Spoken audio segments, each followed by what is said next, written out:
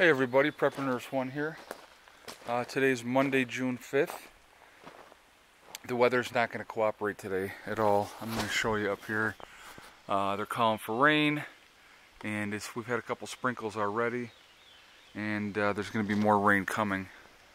And yesterday it rained all day, so for the most part, I mean, it stopped later in the day, but it was just like, you know, it was a miserable couple days. Next couple days supposed to be rain as well, so I don't know if I'm going to get anything accomplished with projects around the homestead, but I wanted to talk today.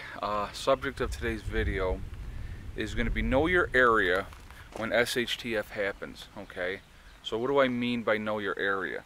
Well, the chances are that you're probably not going to be home and all safe and sound in your house when something bad happens.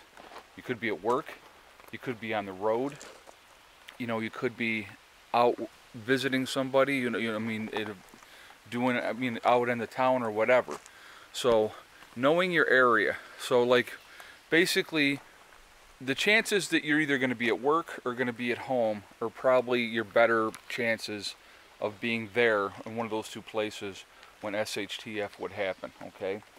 So what do I mean by know your area? Know your escape routes. Know several different ways to get out of where you're at to get back home. And if you're home, you know, if you have a game plan in place of what you're going to do, you know, then you can implement that plan and get that going. Be it if you're going to bug in or if you're going to bug out or whatever you're going to do. It's always, like I said, having that plan, knowing your area, knowing the best ways in and out so that you can get out of there fast where everybody else, let's say everybody else is taking the expressway, you know your back roads. Know where you need to go to get to a safe place so that you don't have to worry about getting jammed up in traffic. Because I mean, just a normal rush hour traffic is horrific, but if you have everybody and their brother leaving at the same time trying to get out of Dodge, that could be a nightmare. That could be a real bad nightmare. So, you know, knowing your area is huge so that you can make, like I said, it's all about planning, having a game plan. You know, and it may sound paranoid, but it's really not being paranoid. It's about being proactive, being ready. No, like I said, and the thing is, having a plan in place, again, and I've talked about having a plan in place before, but I've used it basically to what you're going to do, you know, as far as if you're going to bug out or bug in and stuff like that. But like I said, if you're out on the road or if you are, you know, at work, and you need to get back home first to initiate whatever plan that you have, know several ways to get back home. Know how to, you know, navigate around whatever city you're in or town or whatever to get to where you need to go. Now most people work, you know, in cities and stuff like that because that's where the jobs are. So, I mean, even if you live in suburbia or you live in the country, a lot of times people will commute great distances to get to work. So knowing where to go, how to get there, and like I said, having different ways to get there. It's like one of the things that I talked to my sister about, my half-sister that had brought some stuff up here before, was I had said to her, you need to know several different ways how to get here, other than just, you know, the main drag way coming up here. So the last time she came up, she took a different route. And so, you know, that's all part of planning. And I'm going to go stand under here because that rain is starting to come down now. Oh, so yesterday we went out to, let me just show you this real quick. Heather wanted some more flowers for her garden, and she loves sunflowers. So we picked up a sunflower and got some other flowers here for her as well. So she's going to be getting those planted, you know, in the garden there. So anyway, like I said, having a game plan, knowing what to do, different ways to get to where you want to go, it's very, very important. Because like I said, guys, you never know. I mean, it could be, hold on one second, I got to clean the screen, it looks dirty. Hold on, sorry. There, that looks better. It could be something that happens in your town. I mean, you look at all the craziness that's going around in the world right now, with all the crap over in London, and all the nonsense with the Muslims that are freaking attacking people and stuff like that. And remember, they let those people in there to help them. Yeah, well, that's the thanks they get, right? it's you have an insane religion, and I call that an insane religion because their whole ideal is that if you don't conform to being a Muslim, then you're an infidel and you should be killed. I have an issue with that. I'm sorry. I just, to me, that's nuts. You know, whatever happened to live and let live, but I guess they just don't. But anyway, you know, there's a lot of craziness going on in the world. So having plans in place to get out of where you're at, like I said, having a bug out bag that you keep in your vehicle.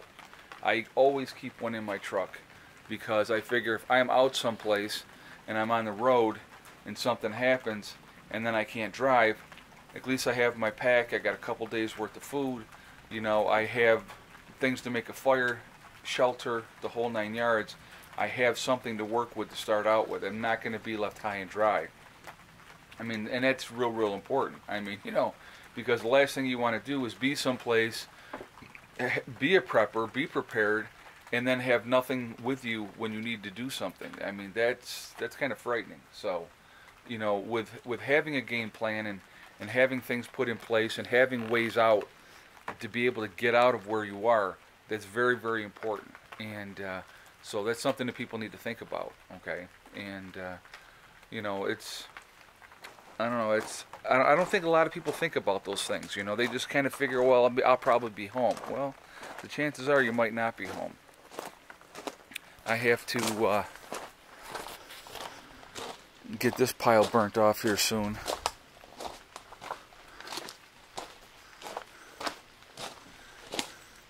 So I'm going to go out on a limb here, and I'm going to show you. I think my one plum tree is done. I think that tree is dead. It's got nothing happening with that tree there. The blueberry bushes are doing fine. And then there's the one tree there, one tree back here, and then the other tree here. Those three are all okay. But I don't think that one's making it. It doesn't have anything going on. So, unfortunately... Oh, now here's something weird. Okay, this is my favorite, guys, okay? So you see the sun out, right? Sun's shining, but it's raining. So now over here, skies are more clear, but we got the clouds are all coming in, and for a moment the sun was peeking out, and I love it when it does that. The sun will be out and it'll be raining. It's crazy. But anyway, so I think one of my plum trees is shot, so I'm not real happy about that, but I think what I'm going to do this year, just because I want to, I'm probably going to end up adding 2 more cherry trees this year, just to get them in, because I think that that's important. I need to really get them in. So yesterday too, I got to tell you, Heather was out back, and we saw a couple of deer. Now, like if you look back here, I mean, it basically looks like woods. I mean, because it basically is. So they were up over on the other side over here, but there was some deer over there. So we were up watching them, and I mean, literally, we're standing there, and they're 20 feet away. And then I looked, and the one had a baby with her. It was really cool. It was really cool. And we just sat there, and we took a couple pictures, and it was really neat. But, you know, they didn't have, you know, they were cautious. They were watching us. They were cautious, but there wasn't a great fear because we weren't offering any kind of threat to them. So that was pretty cool. But so anyway, like I said, I want to know what your guys' thoughts are and comments on this video as far as what you think as far as having some kind of game plan from, like I said, from your work location, or if you're out in your car and stuff like that. Because, you know, like I said, you could be out in the town having a good time, enjoying life like we try to do if we can, and then something happens. You know, what's your game plan? What are you going to do to get out? I mean, I was laughing when not really laughing, but I was just, it was kind of ironic. It shows a picture of the people fleeing from London there, from where the chaos was happening, and the guy had his pint of beer in his hand as he's running away. Because heaven forbid you're going to put your beer down. Got to prioritize.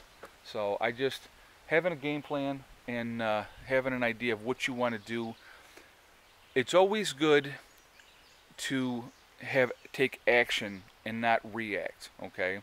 So having a game plan puts you in a proper mindset to, okay, if this happens or if that happens, this is what I'm going to do. And so it doesn't have to be like one singular event. It could be whatever the disaster, okay, if there's a disaster, this is what I'm going to do. And having that game plan, knowing how, several different ways how to get back to your home, so that you can be safe, if you will, or get back to your home to bug out to whatever your bug out location is. I think that's really, really important. So like I said, I want your feedback on this. I want you to tell me what you guys think. And so, that was the video I wanted to put up here today to talk about, because like I said, it's with the rain coming again, it's not going to get a lot done today. So anyway, tell me what your thoughts are. Like, comment, share. Little icon in the bottom with me and the kids. Please press that to subscribe. And so I will talk to you guys tomorrow. But remember, important things always say at the end of my videos, okay? Remember to hug and kiss the ones you love. Tell them every day how you feel, because tomorrow is not guaranteed. We never know what's going to happen. So to let those people know how you feel about them is really, really important. And the biggest thing, realistically, is STD. It's one step at a time, one thing at a time, one day at a time. The only person in life that's going to hold you back is yourself. And if you work at things methodically and you work towards your goals, you are going to reach them. And again, I said, it doesn't always have to be your prepping goals. It could be whatever your goals are in life, to go back and get your degree for whatever your pursuit is of your happiness. That's a really cool thing to do, and it's a smart thing to do. Life is way too short to be unhappy, guys. And don't look for happiness in another person. I mean, it's nice to have somebody in your life, but happiness is not about somebody else making you complete. Be complete on your own first. My mother always told me when I was a kid, because I had a lot of issues with stuff when I was younger, and I didn't fall in love for the first time till I was 23.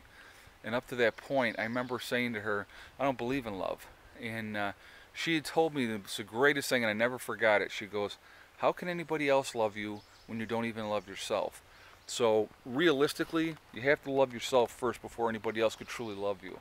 So that's important too, guys. It really, really is. I mean, it's like we got to be happy with who we are. And if you're not happy with where you're at and who you are and what you're doing, it's time to move on to something different. It really is, okay?